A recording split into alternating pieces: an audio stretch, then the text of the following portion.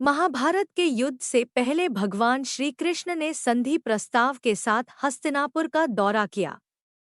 वे चाहते थे कि इस युद्ध को टाला जाए और सबके हित में शांति स्थापित हो। श्री कृष्ण ने दुर्योधन से विनम्रतापूर्वक संधि का प्रस्ताव रखा और पांडवों के लिए केवल 5 गांव मांगे, एक स्थान अर्जुन के लिए, एक भीम के लिए, एक नकुल के लिए, एक सहदेव के लिए और एक युधिष्ठिर के लिए। लेकिन दुर्योधन ने अहंकार और स्वार्थ के कारण इस संधि को ठुकरा दिया।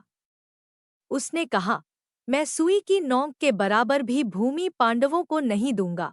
इसके बाद श्री कृष्ण समझ गए कि दुर्योधन का मन पांडवों के प्रति द्वेष और वैमनस्य से भरा हुआ है और उससे शांति की कोई उम्मीद नहीं है। संधि प्रस्ताव ठुकराए जाने के बाद श्री कृष्ण ने कर्ण से बातचीत करने का निर्णय लिया। वे जानते थे कि कर्ण एक महान योद्धा है और यदि वह पांडवों के पक्ष में आ जाए तो युद्ध में जीत पाना कौरवों के लिए असंभव हो जाएगा। श्री कृष्ण ने कर्ण को अपने साथ आने के लिए कहा और दोनों थोड़ी दूर तक साथ चले। कुछ दूर जाकर श्री कृष्ण रुके और कर्ण से उसका जन्म रहस्य प्रकट करने का निश्चय किया। उन्होंने कर्ण से कहा, कर्ण, तुम्हें अब सत्य जानने का अधिकार है।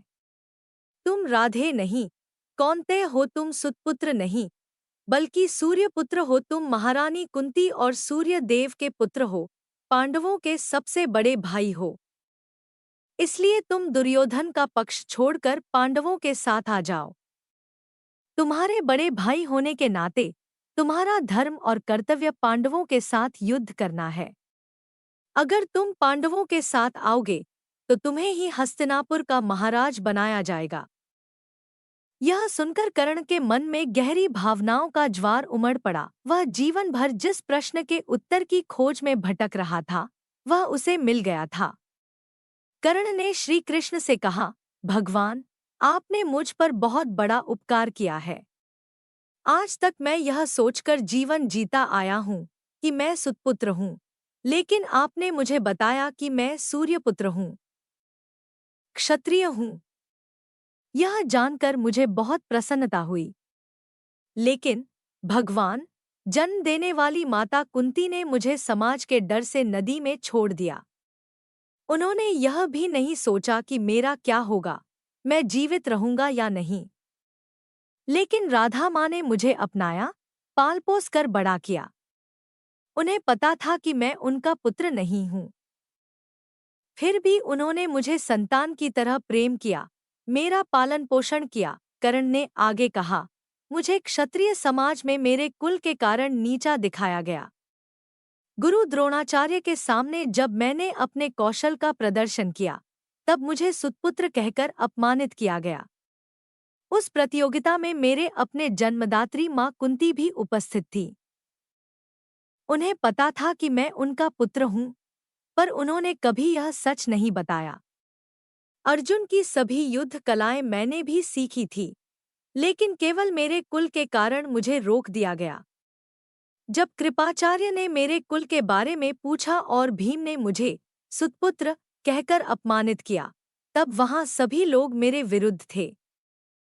परंतु दुर्योधन ने आगे बढ़कर मेरा साथ दिया और मुझे अंगदेश का राजा बनाया। कर्ण ने अपनी पीड़ा को और विस्तार से व्यक्त किया।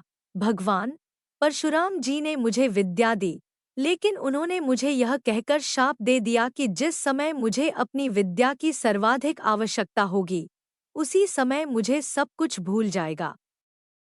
क्योंकि मैंने उन्हें यह नहीं बताया था कि मैं क्षत्रिय नहीं हूँ। फिर एक दुर्घटना में एक गाय को बाण लग गया और उसके मालिक ने मुझे शाप दे दिया कि मेरे रथ का पहिया सबसे कठिन समय में धंस जाएगा। द्रौपदी के स्वयंवर में मेरा अपमान किया गया, केवल इसलिए कि मैं सुतपुत्र था। भगवान, दुर्योधन को यह पता था कि मैं सुतपुत्र हूँ, क्षत्रिय नहीं हूँ। इसके बावजूद उसने जब सब मुझे नीचा दिखा रहे थे, मेरा अपमान कर रहे थे, तब मेरा साथ दिया। जब पितामह भीष्म, द्रोणाचार्य, कृपाचार्य जैसे महान योद्धा मौन थे, तब दुर्योधन ने मेरे लिए अंगदेश का राज्य स्थापित किया। कर्ण की इन बातों को सुनने के बाद श्री कृष्ण ने शांत स्वर में उत्तर दिया। उन्होंने कहा, कर्ण, तुम्हारे संघर्ष और दुख मैं समझ सकता हूँ, लेकिन हर व्यक्ति अपने भाग्य और कर्मों का फल भोगता है। मुझे भी जन्म से ही अनेक कठिनाइयों का सामना करना पड़ा। मेरा जन्म कारागार में हुआ था। जन्म से पहले ही मेरी हत्या का षड्यंत्र रचा गया था। माता पिता से मुझे दूर कर दिया गया और मेरा पालन पोषण ग्वाले के घर में हुआ। तुम्हारा बाल्यकाल युद्ध के शस्त्रों के बीच बीता, जबकि मुझे गोबर और गायों के बीच रहना पड़ा। श्री कृष्ण ने कर्ण को उनके जीवन के संघर्षों से तुलना करते हुए कहा, तुम्हारे गुरुओं ने तुम्हारे शौर्य की प्रशंसा की, लेकिन मुझे शिक्षा प्राप्त करने का अवसर भी 16 वर्ष की उम्र में मिला। तुम अपनी पसंद की कन्या से विवाह कर सके, परंतु मैंने जिसे प्रेम किया उससे विवाह नहीं हो सका। मेरे सामने भी अनेक कठिनाइयां थीं। मुझ पर भी कई बार प्रहार हुए। मुझे अपने लोगों को बचाने के लिए द्वारका बसाकर पलायन करना पड़ा और इसके कारण मुझे भीरू कहा गया।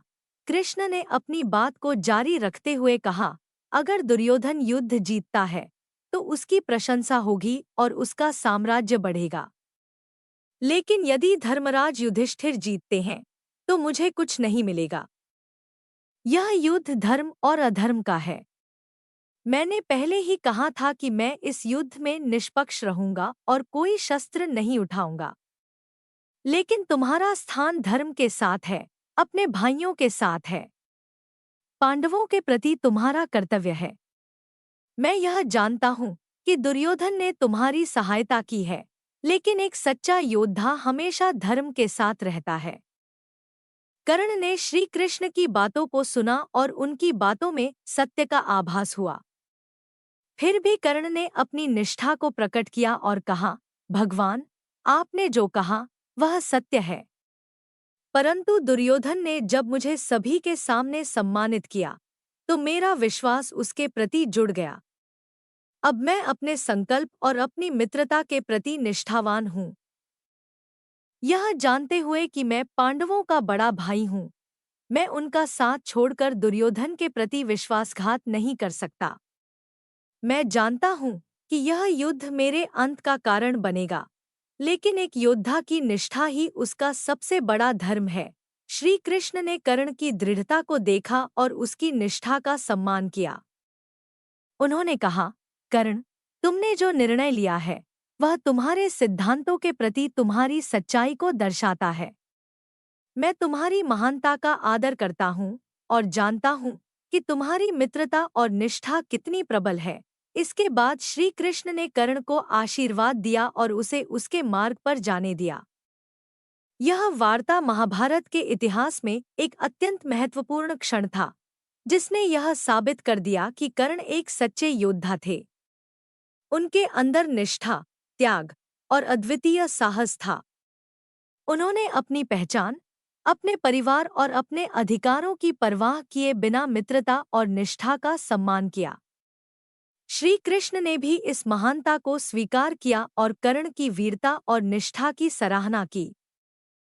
कृपया वीडियो को लाइक, सब्सक्राइब और शेयर करना न भूलें।